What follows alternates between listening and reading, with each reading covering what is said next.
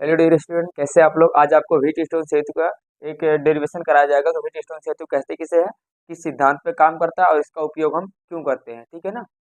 और इस एक वैज्ञानिक थे, व्हीट स्टोन सेतु था, उन्हीं के नाम पे ये पड़ा है व्हीट स्टोन सेतु। उन्होंने सेटअप तैयार किया था। तो इसको हम जानेंगे, व्हीट स्टोन सेतु का पूरा डेरिवेशन देखेंगे कि ये चारों रेजिस्टेंस में क्या संबंध होता है। और इसके बाद हम क्या करेंगे, एक छोटा सा लेक्चर बनाएंगे जिसमें हम आपको बताएंगे इसके रिलेटेड सवाल। और ये आधारित होता है किरचॉफ के द्वितीय नियम पे। अगर जो लोग किरचॉफ का द्वितीय नियम नहीं पढ़े हैं, वीडियो के डिस्क्रिप्शन में लिंक पड़ा है, जाके वहां से देख लीजिएगा, ठीक है ना। चलो वीडियो को शुरू करते हैं। व्हीट स्टोन सेतु वैज्ञानिक का नाम था व्हीट स्टोन, ये इंग्लैंड के वैज्ञानिक थे।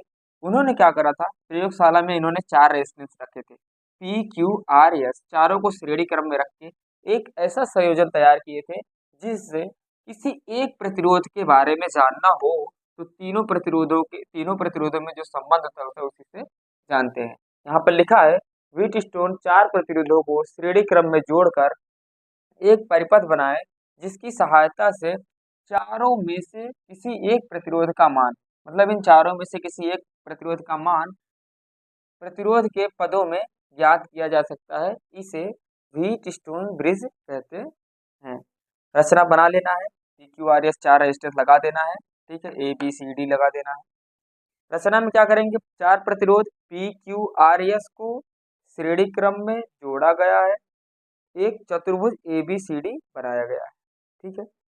विकर्ण AC को सेल से तथा BD को धारामापी G तथा कुंजी K2 से जोड़ा गया है। लिख सकते हो अपना मिला के, और भी लिख सकते हो कि विकर्ण AC को सेल तथा K1 द्वारा जोड़ा गया है और विकर्ण BD को धारामापी G तथा कुंजी K2 की सहायता से जोड़ा गया है।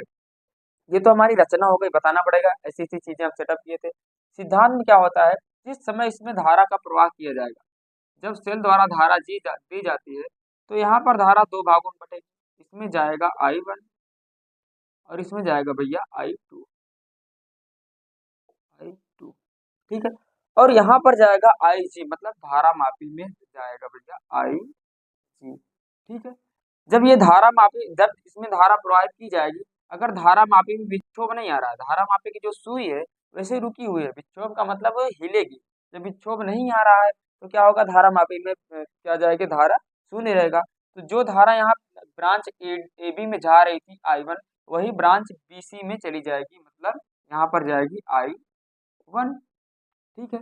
और जो AD ब्रांच में जा रही थी I2, वही इसमें चली जाएगी, क्योंकि इसमें तो जा नहीं रहा, जाएगा यहाँ पर I2, ठीक है। तो यही लिखा है, यदि सेल द्वारा सेतु में धारा प्रवाहित कराने पर धारा मापी G में कोई विक्षोभ नहीं आता है तो सेतु संतुलन की स्थिति में कहलाएगा।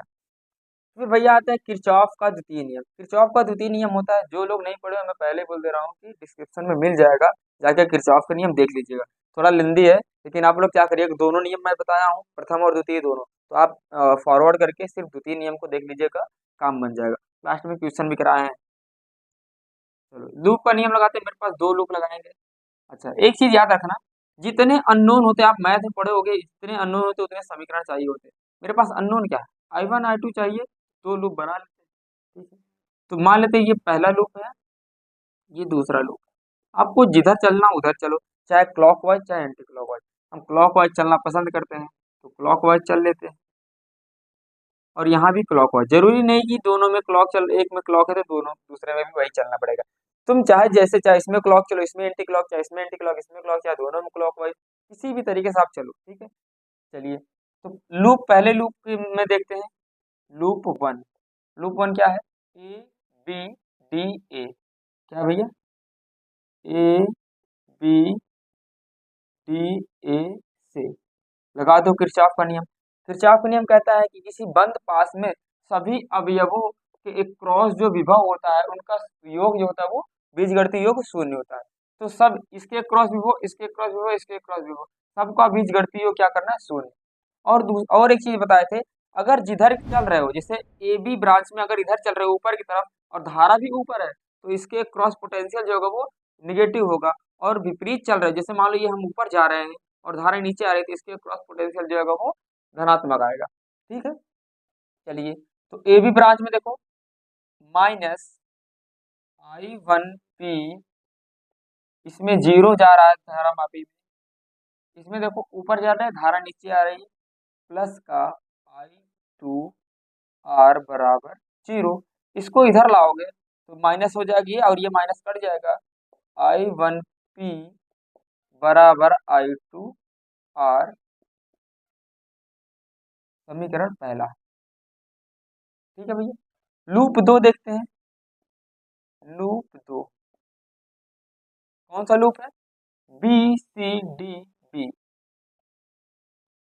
बी सी डी बी से, बी सी डी बी से क्या होगा, बी से सी जा रहे हैं नीचे की तरफ और धारा भी नीचे आ रही है, तो माइनस का I1Q, और धारा ऊपर जा रही है, हम चल रहे हैं नीचे की तरफ, देखो नीचे की तरफ चल रहे हैं, तो प्लस का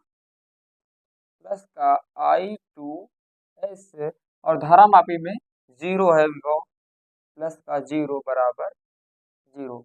इसको इधर ले आओगे, ये माइनस हो जाएगा और ये माइनस कट जाएगा, मिलेगा I1Q बराबर I2S, समीकरण दो। दोनों समीकरण को भाग दो, समीकरण एक भागे दो करने, ऐसे बोर्ड के पेपर में लिखना है, 5 नंबर का ये आएगा, कम से कम 5 नंबर के आएगा। तो भाग दोगे तो यहाँ से होगा I1P बटा I1Q बराबर I2R बटा I2S। I2 से I2 खत्म, I1 से I1 खत्म, मैं काट नहीं रहा हूँ, गोचा मोची हो जाएगा, तो आप समझ रहे हो, I1 से I1 कटेगा, I2 से I2 कटेगा, मिलेगा क्या यहाँ पर, P बटा Q बचेगा बराबर R बटा S, यही संबंध है। अब इसमें क्या करता है, किसी एक रेजिस्टेंस को नहीं बताएगा, पी क्यू आर में इसमें से किसी एक रेजिस्टेंस के बारे में नहीं बोलेगा, बस सिर्फ इतना बोल देगा कि धारा मापी में विक्षोभ शून्य है, बताओ इस रेजिस्टेंस का मान कितना होगा, तो 3 ठो बताया रहेगा, तो आप रेजिस्टेंस का मान निकाल लोगे। ठीक है ना। कभी कभी क्या करता है, इसी के बगल में एक रेजिस्टेंस और लगा देता है, तो इस पूरे को एक आर मानना है। कभी कभी क्या करता है, इसके पैरेलल में एक रेजिस्टेंस लगा देता है, तो इस पूरे को क्या मानना है, एस मानना है। ठीक है ना। तो अभी इस पे हम सवाल कराएंगे। हाँ, मैं बोला था कि लास्ट में मैं एक ट्रिक आपको दूंगा, होता है कंफ्यूजन, कभी कभी पी अपॉन क्यू है या पी अपॉन ऐसे है, कहाँ पर पी कहाँ पर क्यू, बिल्कुल समझ में नहीं आता है।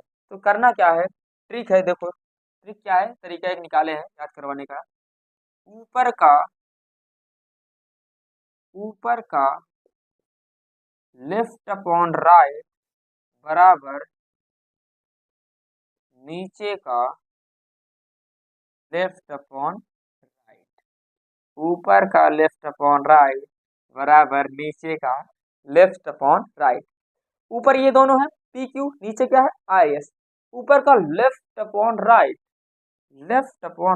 बराबर नीचे का लेफ्ट अपॉन राइट। अब ये कोई मत पूछना कि सर जी लेफ्ट और राइट भूल जाते हैं, इधर वाला लेफ्ट है और इधर वाला राइट है। ठीक है ना। तो ऊपर का लेफ्ट अपॉन राइट बराबर नीचे का लेफ्ट अपॉन राइट, ये याद करने का तरीका है। ये वाली लाइन बोर्ड में मत लिख के आना, ठीक है, ये वाली लाइन बोर्ड में मत लिखना, ये आपको सवाल सॉल्व करने के लिए बताएं। ठीक है, बढ़िया से समझिए, हो गया, उम्मीद करते हैं आप लोग इसका स्क्रीनशॉट ले लीजिए, एक पन्ने में हो जाएगा। ठीक है ना। और मिलते हैं अगली वीडियो में, उसमें हम आपको इससे न्यूमेरिकल कराएंगे। देखो न्यूमेरिकल करना बहुत जरूरी है, और सवाल में बोलेगा कि धारा मापी विक्षोभ शून्य है, तो हम ऐसे कर लेंगे। कभी कभी क्या करता है, नहीं बताएगा कि धारा मापी विक्षोभ शून्य है कि नहीं, तो हमें पता करना पड़ता है ये व्हीट स्टोन ब्रिज संतुलित में है कि नहीं। अगर संतुलित है तब तो ठीक है, नहीं संतुलित है तो हम किरचॉफ भैया के पास जाएंगे, उन्होंने जो नियम बताए थे, 2 नियम बताए थे, संधि का नियम और लूप का नियम, उनकी सहायता से हम किसी भी रेजिस्टेंस के क्रॉस जो पोटेंशियल होता है या जो करंट बह रही होती है उसको हम निकाल लेते हैं। ठीक है ना। मिलते हैं नेक्स्ट वीडियो में इसके क्वेश्चन के साथ, तब तक जय हिंद, वंदे मातरम।